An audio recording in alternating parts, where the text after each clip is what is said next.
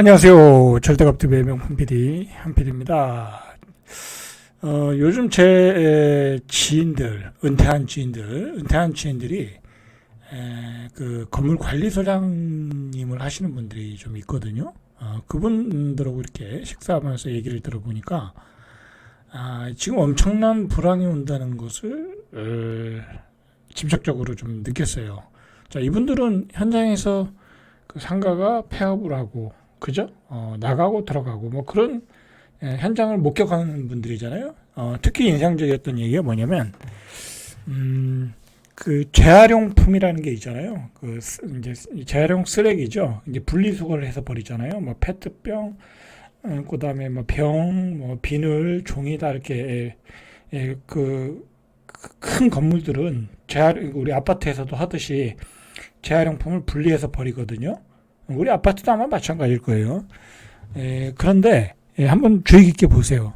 그 건물에서 이렇게 건물에 이제 음식점이나 뭐 술집이나 뭐 많으니까, 아니면 뭐 사무실이나 많으니까 그 재활용품들이 나오는데, 그 재활용품의 양들이 한 30%가 줄었다는 거야. 작년 말보다, 직전 분기보다 불과 한 1, 2개월 전보다 30% 줄었다는 거야. 그 얘기는 뭐예요? 장사가 안 된다는 거죠. 그죠? 뭐, 술 많이 마셔야 병이 많이 나오는 거고, 그죠? 뭐, 식자재를 많이 써야 박스도 많이 나오는 거고, 그런데 그런 재활용품이 3분의 1이 줄었다는 거야. 이 현장 소장님들이 말씀하신 거니까 거의 정확한 거죠. 그러니까 또 매출이 줄고 있다는 거야. 뭐, 매출이 늘어날 이유가 없었죠. 작년 연말부터 이제 계엄령 사태, 그 다음에, 산불, 그죠? 뭐, 경기가 위축될 수밖에 없었어요. 그 다음에 트럼프의 관세, 그 다음에 결과적으로 우리 주머니 사정을 보니까 소비할 돈도 없었다. 중산층 기준으로 통장에 남는 돈이 다 쓰고 나니까 70만 원밖에 안 된다. 이 70만 원엔요, 또 이것 가지고 또 뭐 여행도 가야죠. 그죠? 또 부모님 용돈도 드려야죠. 그죠? 뭐 그 밖에 또 다른 비용이 써야 되는데 쓸 돈이 없는 거야. 그러니까 이게 내수가 안 좋은 거죠. 지금 상황이 그렇다는 거예요. 그럼 이런 내수 불황의 원인이 뭐냐? 알고 보니까 빚이더라. 그죠? 우리가 부동산을, 비싸게 사고, 그죠? 빚을 내서 사고, 그 다음에 전세자금 대출을 많이 받고, 결국은 빚을 갚느라고 우리가 쓸 돈이 없다라는 거예요. 실제로 이제 통계가 나왔어요. 부동산 금융 위험 노출 금액, 그죠? 이제 부동산 금융으로 노출된 위험 금액이 전체적으로 모든 걸 포괄해 보니까, 이제 그런 돈들이 이제 다 어디로 숨어 들어간 거죠. 이게 이제 한국 경제를 위협하는 숨은 주범이 됐는데, 이게 4,100조까지 늘어났다라는 거야. 그래서 우리 경제에 경고음을 주고 있다. 그래서 이제 어떤 연구 보고서가 나온 거죠. 자, 그래서 한국은행 뭐 또 부총리 다 모여가지고 해법을 찾아야 되겠다. 왜? 경기가 불황이니까. 그리고 이대로 가면 뭐 1.5%의 GDP 성장률, 거기다 어제 뭐 영국 뭐 어디 분석기관에서는 0.9%, 최악의 성장률이 자꾸 나오고, 그 다음에 주변 환경은 안 좋고, 기후변화 때문에 뭐 산불도 나고, 그죠? 물론 이제 이 재난, 뭐 인재 때문에 난 거 이번엔 났지만, 어쨌든 환경이 그러니까 또 불이 잘 붙는 거잖아요. 순식간에 붙어버리니까. 그래서 정부가 해법을 찾는다라는 거야. 자, 근데 이게 쉽지는 않아요. 쉽지는 않은데, 이게 이제 깊은 저성장으로 가면 다 죽어 나가는 거니까, 뭐 우리 기업도 죽는 거고, 우리 경제도 죽는 거고, 우리 중산층도 죽는 거고, 우리 자영업자도 죽고 다 죽는 거야. 그러니까 해법을 찾아 나가는 거야. 뭐 지금 뭐 건설사를 살리고 자시고 할 겨를이 없어. 그죠? 그래서 이창용 한은총재, 김병한 금융위원장, 이복현 금감위원장, 이 경제금융수장 3인이 다음 달 3일, 4월 3일이죠. 이 부동산 금융 문제 해법을 찾기 위해서 끝장 토론에 나선다. 뭔가 이제 나름대로 결론을 만들어 놓고 이야기하겠죠. 그죠? 정부의 정책을 이야기하겠다라는 거잖아요. 그래서 이 저성장에 빠진 한국 경제의 탈출구를 찾으려고 한다. 자, 그 원인을 일단 부동산 금융 위험 노출액에서 찾은 거예요. 그런 게 토탈로 보니까 이게 이제 보시면은 부동산 관련 대출, 그러니까 아주 부동산과 직접적으로 관련되는 대출은 2,681조. 그 나머지는 이제 연관이 있는 것들, 뭐 부동산, 우리가 이제 전세 보증금을 정부가 보증해 주잖아요. 정부의 기관이 그런 것들, 그런 거 포함하는 거. 그다음에 부동산 펀드, 그다음에 부동산 리츠도 있죠. 리츠. 그런, 왜냐면 리츠라는 것도 부동산 가격이 폭락하면 그것도 문제가 될 수 있잖아요. 자, 그런 걸 다 합쳐보니까 그런 위험 노출액이 4,100조, 부동산 관련 대출 나간 게 2,681조. 자, 이게 4년 만에 34%가 폭증했대. 1년에 9%씩 폭증한 거야. 그러니 이게 뭐 어떻게 소비가 되겠습니까? 그러니까 열심히 투기를 했다는 거죠. 투기. 그죠? 그리고 열심히 투기했다라는 거죠. 자, 은행 가계대출의 80%는 주담부대출. 자, 우리가 이제 집을 사느라고 3억, 4억씩 빚을 진 거예요, 여러분들. 자, 빚을 져가지고 쓸 돈이 없다. 여러분들, 한 3억만 빚 져도, 한 달에 100에서 120만원 나가야 돼요. 그죠? 120만원. 그럼 내가 한 500만원 벌어. 그죠? 한 400, 뭐, 세후만 400 정도 와. 그러면, 400만원에서 100만원 나가는 거야. 4분의 1이 툭 떨어져 나가는 거야. 그럼 쓸 돈이 뭐가 있겠냐고. 그죠? 이게 그래서 경제가 쉽지 않은 거예요. 자, 이런 부동산 금융 쏠림 현상이 한국 경제 성장에 심각한 위험 요인으로 작용했다. 자, 문제는요, 이게 사실 다 우리가 알고 있는 얘기지만 이걸 심각하게 생각하고 정부가 대응에 나섰다라는 게 중요한 거예요. 이 금액이 1년에 9%씩 늘어나면 이대로 가면 4년 후에 또 얼마가 늘어나겠냐고, 1년 후에 얼마가 늘어나겠냐고, 더 이상 가면 안 된다. 이렇게 되다간 정말 중산층들이 쓸 돈도 없고, 그리고 중요한 거는 만약에 부동산 거품이 빠지면 어떡하냐고. 그죠? 빠지면 이 부동산 금융으로 나간 대출이 어떻게 되냐고. 나라가 무너지는 거야, 나라가. 그죠? 그런데 중요한 거는 여러분들, 지금 부동산 시장에서 나타나는 트렌드가 뭐예요? 고급지만 올라가고 있잖아요. 그죠? 고급지만 올라가잖아. 서울의 고급지만. 지금 뭐 지방은 완전히 뭐 폭락 수준이고, 그죠? 뭐 마피에 집도 안 팔리니까 정부가 CR리츠 만들어가지고 오히려 좀 헐값에 사들이고 있잖아요. 망하지 말라고. 그리고 집은 공급해야 되니까. 지방은 그렇고. 뭐 수도권도 지금 뭐 고분양가에 분양해놓고 마피잖아. 그런데 많잖아. 성도 같은데. 수도권도 역시 추후에 공급이 충분히 가능한 지역이고 서울만 조금 모자라는 거잖아요. 특히 고급지에. 그러다 보니까 그런 데다가 뭐 저출산 고령화로 분명히 이제 중장기적으로 보면 인구는 감소되고 수요는 줄어드는 거니까 이거 이대로 가면은 이런 부동산 금융 노출 금액들이 우리 경제를 침몰시킬 수도 있겠다. 그죠? 그런 보고서들이 나왔겠죠. 자, 그러면서 정부가 대응에 나섰다. 자, 이 보고서가 어디서 나왔어요? 27일 날 한국은행에서 이제 이런 걸 많이 내요. 그래서 금융안정보고서에 따르면 자, 이런 데서 나왔다라는 거죠. 자, 이게 중요한 얘기예요, 여러분들. 이런 내용들을 알아야 정부의 정책을 우리가 알 수 있는 거야. 그리고 이제 정부는 집값이 올라가는 것을 더 이상 용인을 못해요. 그죠? 용인을 못한다니까. 용인을 하면 부채가 너무 많이 늘어나는 거야. 감당할 수 없는 부채가 늘어나는 거야.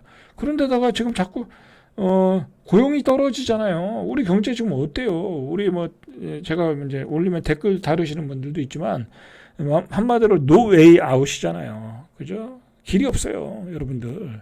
지금 우리나라의 주요 산업이 자동차 산업, 반도체 산업, 화학, 철강 뭐 그런 건데 철강 맛이 갔죠. 화학 맛이 갔죠. 자동차 산업은 공장을 다 미국으로 이전해야 될 판이고, 그죠? 그 생태계가 다 깨졌어요. 그 지방에 있는 그 하청업체들이 다 사라질 판이에요. 일자리가 다 사라질 판이야. 지금 GM도 떠나갈 판이고 철강회사도 현대제철도 부분적으로 미국으로 가야 될 판이고, 자, 그런 상황이에요. 그죠? 그런 상황에서 부채만 자꾸 늘어난다고 하면, IMF가 올 수밖에 없죠. 그죠? IMF가 올 수밖에 없는 거예요. 여러분들은, 뭐 저희 세대는 저 나이 때는 IMF 세대를 겪었겠지만, IMF가 왜 일어났어요? 기업들이 과다한 부채를 만들어서 IMF가 일어난 거예요. 그죠? IMF가 일어난 거야. 과다한 부채 때문에. 그죠? 지금도 마찬가지잖아요. 과다한 부채를 이미 안고 갔어요. 근데 여러분도 기억을 하셔야 될 게 IMF 때는 가계부채가 없었어요. 그죠? 그때는 기업이 무너지면 되는 거야. 그죠? 부실 기업도 무너지고 구조조정해서 다시 일어나면 된 거죠. 그죠? 고도성장이니까. 그런데 지금은 가계부채를 너무 많이 쌓는 상태에서 고용도 안 돼. 수출도 잘 안 돼. 예? 그죠? 그런데다가 만약에 집값도 떨어져. 그럼 어떻게 되겠어요? 집이 안 팔리는 거잖아요. 가게가 무너지는 거고요. 우리 국민들이 다 무너지는 거예요. 중산층이 무너지는 거예요. 그죠? 그렇게 되는 거예요, 여러분들. 그래서, 이 강한 대책을 내놓는데, 대책을 만들려고 그러는데, 얼마나 강한 대책이 나올 줄은 모르겠어요. 이제 두고 봐야죠. 그죠? 두고 보셔야 돼요. 자, 이게 지금 부동산 관련 대출이 2,681억인데, 부동산 대출을 주담대 중심으로 가계 부분에서 2,681조죠. 그죠? 이게 잘못됐네요. 그죠? 억 원이 아니죠. 억 원이면 말이 안 되는 거고. 자, 2,681조고. 그 다음에, 이 주담대로 나간 게 그 중에서, 부동산 대출 중에서, 2,681조 중에서 1,309조 원이 이제, 주담대로 나갔다는 거죠. 그죠? 이렇게 알고 계시면 되겠죠. 자, 특히 규모가 가장 큰 은행, 뭐 예를 들어 뭐 KB은행 같은 데는 가계대출의 80%가 주담대로 쏠려 있다. 그만큼 주담대가 많다라는 거죠. 자, 그러니까 집값이 과도하게 떨어지는 것도 안 되고 과도하게 올라가는 것도 안 되는 거예요. 그죠? 과도하게 떨어지는 것도 안 되고 과도하게 오르는 것도 안 된다. 그렇게 보시면 되겠죠. 그죠? 지금 문제는 소위 고급지에서 너무 거품이 많이 생기니까 거기서 저번에도 얘기했지만 지나친 거품이 생기니까 거기에서 오르는 것 때문에 B급지, C급지까지 덩달아 오르더라는 거잖아요. 근데 문제는 뭐예요? 오르는 과정에서 그걸 사는 사람이 더 많은 부채를 안고 사니까 정부가 부랴부랴 놀라가지고 규제를 해버린 거죠. 토지거래 허가구역으로. 그죠? 그게 문제인 거예요. 그죠? 아니, 고급지에서 자기들끼리 돈 많은 사람들끼리 사서 올리는 거야. 뭔 상관이 있어요. 우리가 연예인들 걱정하면서 살 필요 없잖아요.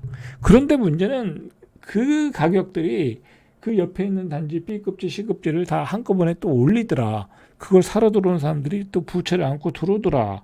그럼 우리 부채가 더 많이 늘어나서 내수가 죽고 저성장으로 가더라. 자, 그런 문제가 발생하고 있다라는 거죠. 자, 지금 브릿지론, PF 대출로 나간 것만도 한 60조 원, 그죠? 60조 원 정도 나갔다라는 거야. 이 PF는 굉장히 지금 부실해지고 있잖아요, 그죠? 뭐 그래서 경공면으로 다 날리고 있잖아요, 그죠? 자, 이런 문제가 있더라라는 거죠. 자, 심각한 문제예요. 자, 지금 정부의 이 금융보고서에도 한국은행 금융보고서도 이제 강조하는 게, 그리고 앞으로 4월 2일 날 핵심적인 논제가 되는 게 이거 같아요. 전세보증금. 왜냐면 이게 집값으로 올리는데 1등 공신을 했거든요. 그죠? 막 전세보증금을 무분별하게 해준 거야. 그죠? 무분별하게 대출해준 거야. 집 있는 사람도 전세보증금 대출해주고, 그리고 이 전세보증금을 100% 보증해주다 보니까 무슨 문제가 발생했어요? 전세 사기꾼들이 득실거리면서 전세 사기를 쳤죠? 그래서 우리 젊은이들이 엄청난 타격을 받은 거잖아요. 그리고 전세 보증금을 너무 많이 대출하다 보니까 그게 갭 투기로 이용이 되더라. 그래서 이거를 규제하는 방향이 나올 것 같아요. 이 전세 보증금이라는 이 전세 대출 제도라는 게 여러 가지 좋게 기여한 점도 분명히 있어요. 그죠? 우리가 좋은 주거지에서 저렴한 이자로 살 수 있게 해줬던 건 이유도 있죠. 그래서 건설 경기도 좋아졌고, 근데 거기까지만 갔으면 좋았는데 이거를 너무 많이 대출해 준 거야. 그죠? 뭐 한 100%, 90%막 감정가에 막 감정가에게 그렇게 대출을 해주다 보니까 문제는 이게 갭투기 이용이 된 거야.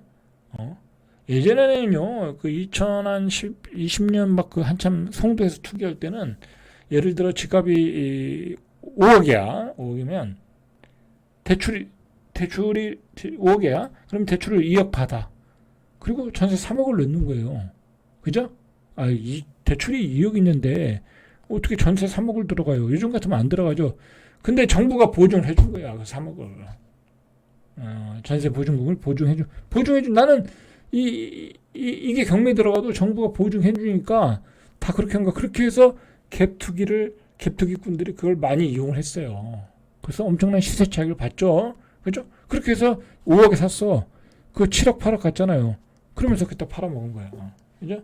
그렇게 갭투기들이 이용하는데 이용됐더라. 이 전세 보증제도, 전세 제출제도. 그래서 이거에 대해서 어느 정도 좀 규제를 해야 되겠다. 라는 보고서가 나오고 그거에 대한 논의가 지금 시작된 게 아닌가.